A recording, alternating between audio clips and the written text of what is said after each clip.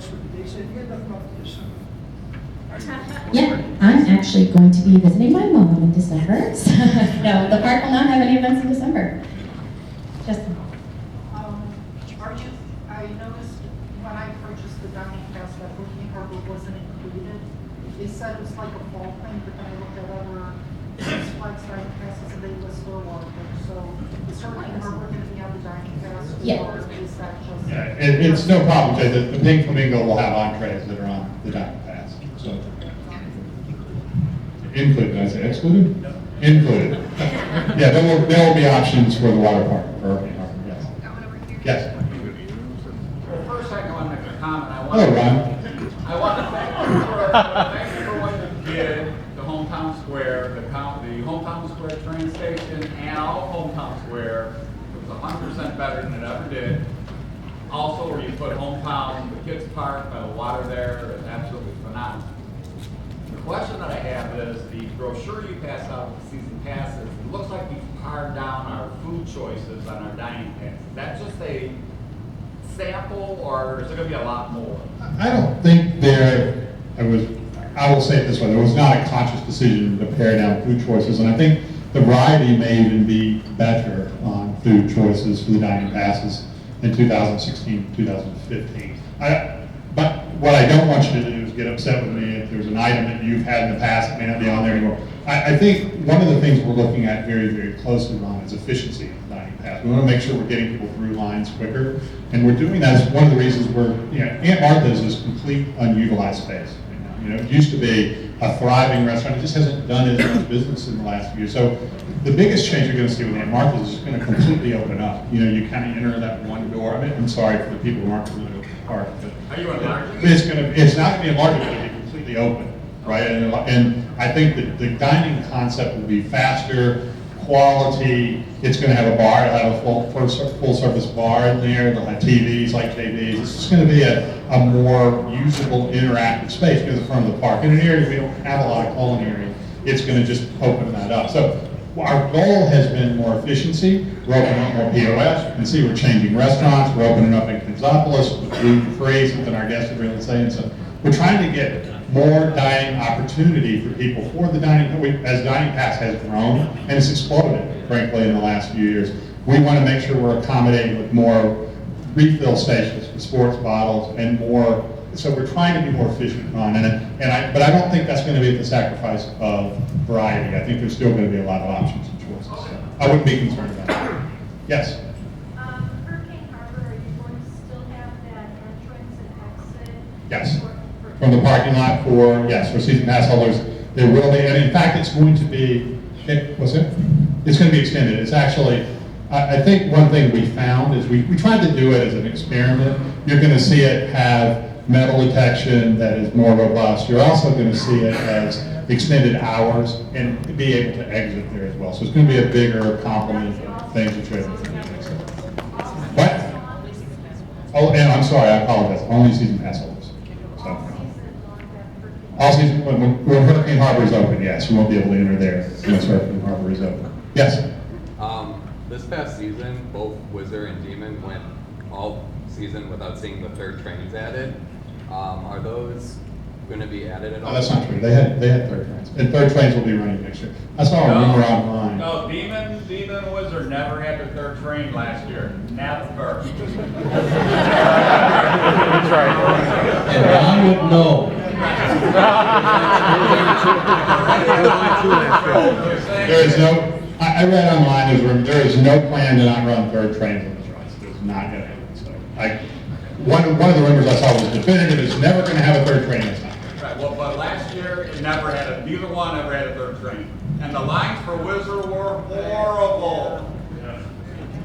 Man, I'm sorry, I have to plead ignorance, but nobody else in here ever either. There was no conscious effort to do that. If that happened, it was more of a rehab issue than anything else, but there's no plans to take the third trains off of those rides, or any multiple units off of any rides. Yes? Are there any other locations planned for the Justice League ride? In terms of one is opening in Mexico. No, I mean like in the park, like where maybe in the Victorian building or in that. Originally when we were planning it? You mean originally when we were planning it? Yeah, were there any other? Yeah, well, I mean, we looked at all of our options and kind of came out to be that this one's our best option for the ride. Yes? Any update on the status of the Victorium IMAX theater? Yeah, you know, we talk about it a lot. It's, again, we talk about Aunt Martha's being a lot of space it's unutilized. We utilize it a lot during Fright Fest. You know, our hypnotist, Susan Rosen, is in there during Fright Fest. And we have shown Screams and Dreams and some other things over the years.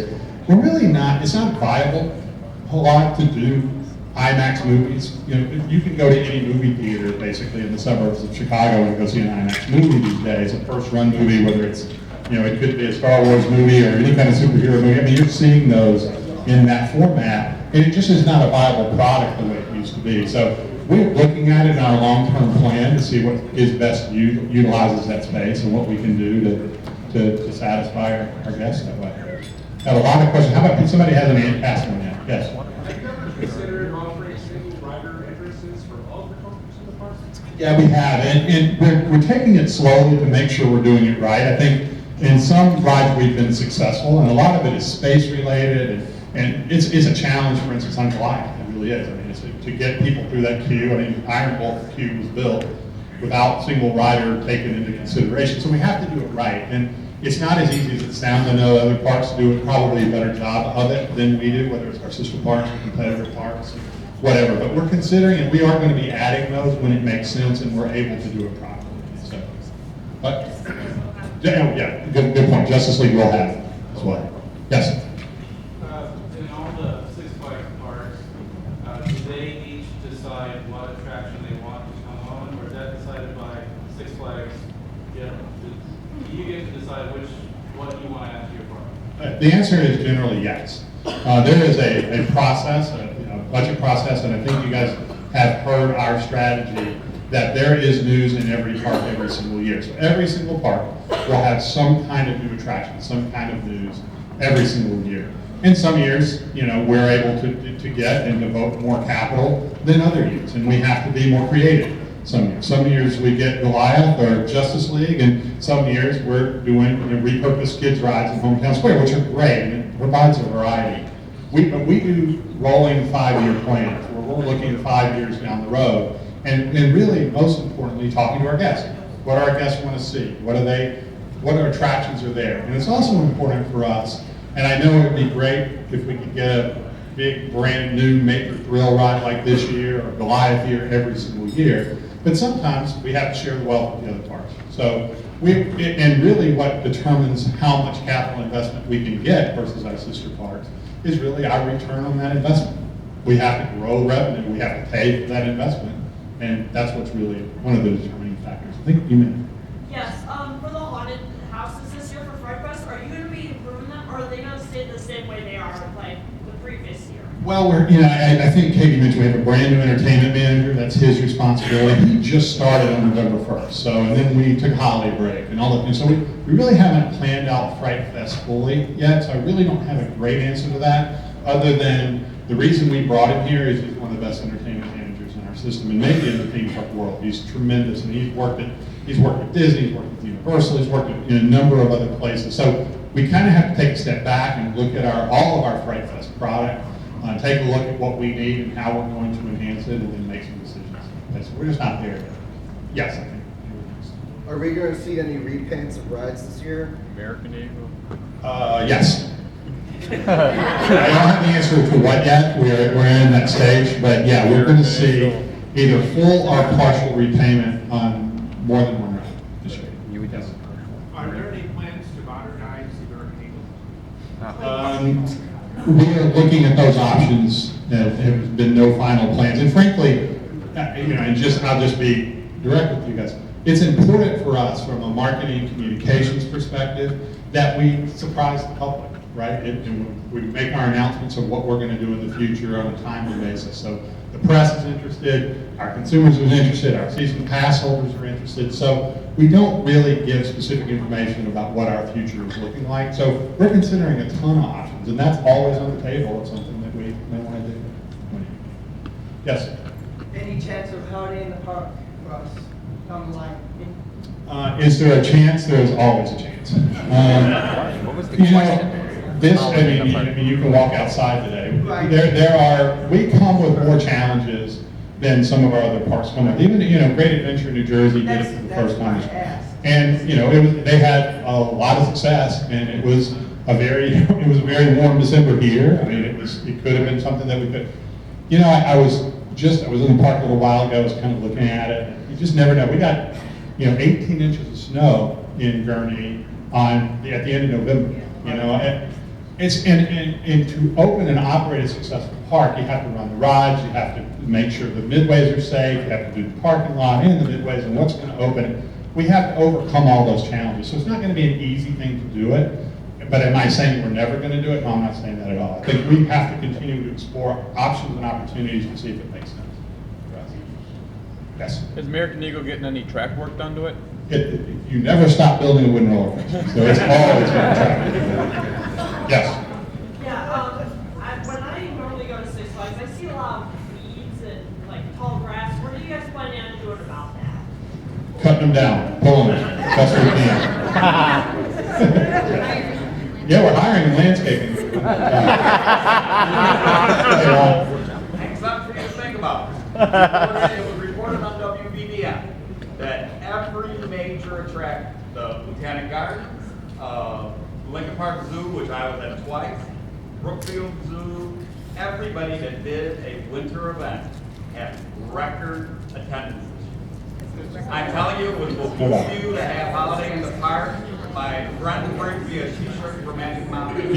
Interestingly, Ron, I am not worried about attendance. I'm not worried about attendance. I think it would be a tremendous success. I think it would be supported tremendously. My concern is how can we operate and provide the kind of product that if we do tens of thousands of people on a Saturday operating in Highland Park, what are we going to put them on? How are we going to safely get them to those rides? What are we going to do with the snow if it snows? If it does snow and ice the way it did, 3 or 4 weeks ago, or the week between Christmas and New Year's, how do we get rid of that ice? Where do we take it? Where do we push it? Right now we clear the midway so we can do work in the park, but we push it against the rocks.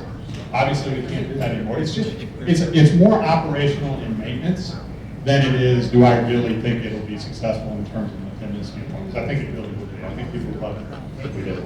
Yeah. 2 more questions. I may not have any more. Yes? Do Holiday in the Park in March.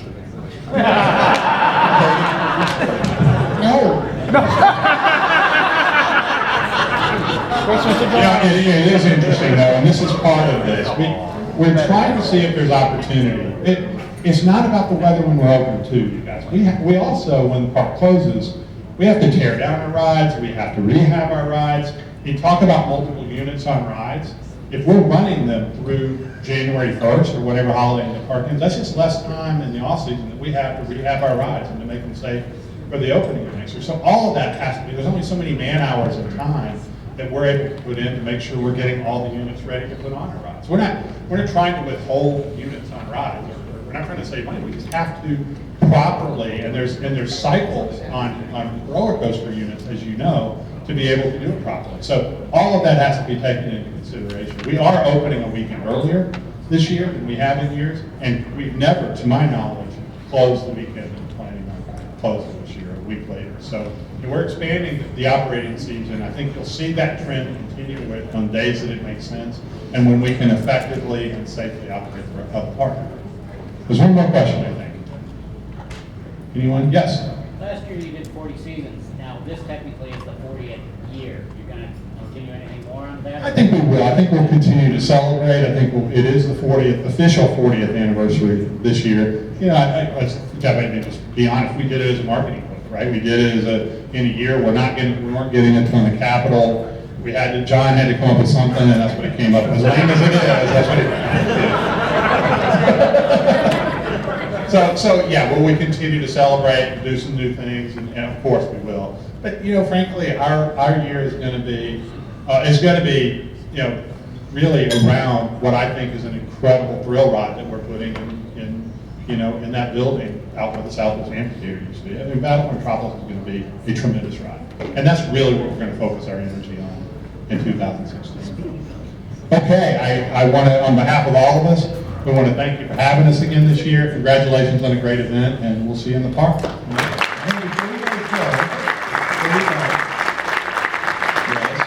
I just want to publicly thank Katie for arranging this. Back in August, her and I were talking stuff, and she knew I was getting close to my 2000th ride on the Eagle, and so she arranged it for me to sit, yes, on the blue side. But she arranged, I did 73 rides one day on the blue side. And I just want to thank you again, because it was a personal goal I always had, and I finally reached it. And before there's any modernization, I wanted to ride it where it was. So thank you again. So You're welcome. great job. Thank you for doing it. You helped us a lot on the big event that you guys did, the Wooden Roller Coaster Day. Also, Mr. Salemi was too modest to mention that, to give you an example of his stature in the industry, he was just nominated to be the treasurer of IAPA. So he is now the IAPA treasurer, which is a very prestigious position.